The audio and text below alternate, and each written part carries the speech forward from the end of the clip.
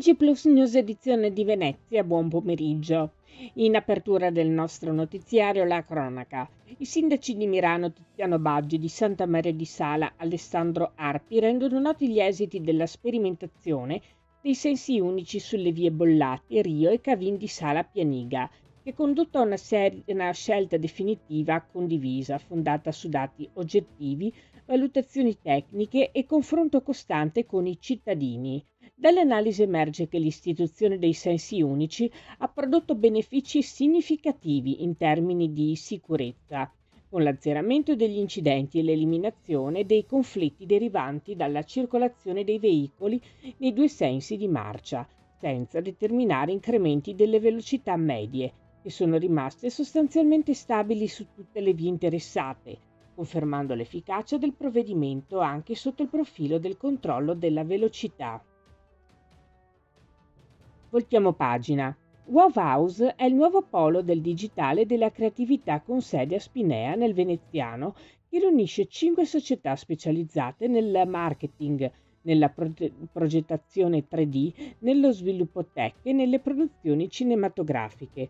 Una trentina di dipendenti, 5 aziende che lavorano in modo sinergico dalla progettazione 3D alle produzioni cinematografiche dentro il gruppo Wow Solution. A Spinea, nel Veneziano, nasce così, come detto, il nuovo polo del marketing e della comunicazione. Fondata nel 2017 da Andrea Pilotto, attuale CEO, e Nicolò Mazzurco, la Wow House ha visto i fatturati crescere anche grazie all'affiancamento di altri 1,2 milioni l'anno successivo, 2,2 milioni lo scorso anno e un 2025 in crescita verso i 3 milioni di euro.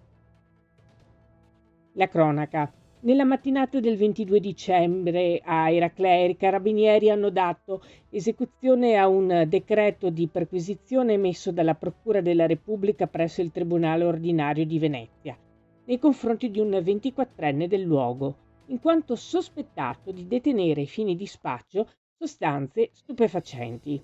Le indagini sono state avviate a seguito di un'attenta e prolungata attività di osservazione svolta dai militari dell'Arma, insospettiti di un anomalo e continuo flusso di persone nei pressi dell'abitazione del soggetto.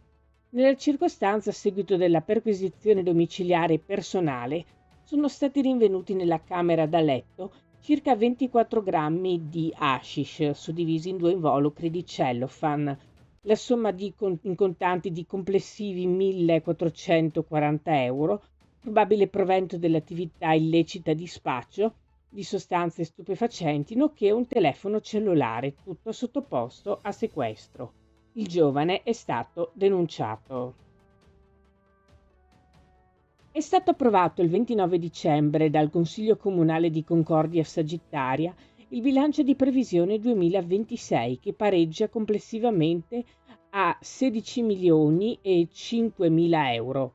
Un documento, si legge in una nota, solido, prudente e responsabile, che mantiene tutti gli equilibri finanziari, tutela i servizi e non aumenta la pressione fiscale, confermando aliquote IMU e IRPEF invariate.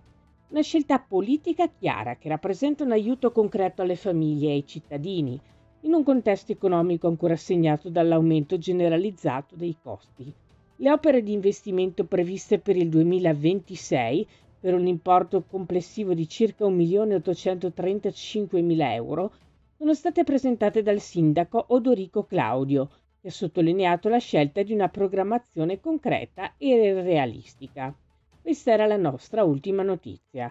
Grazie per essere stati con noi. Arrivederci.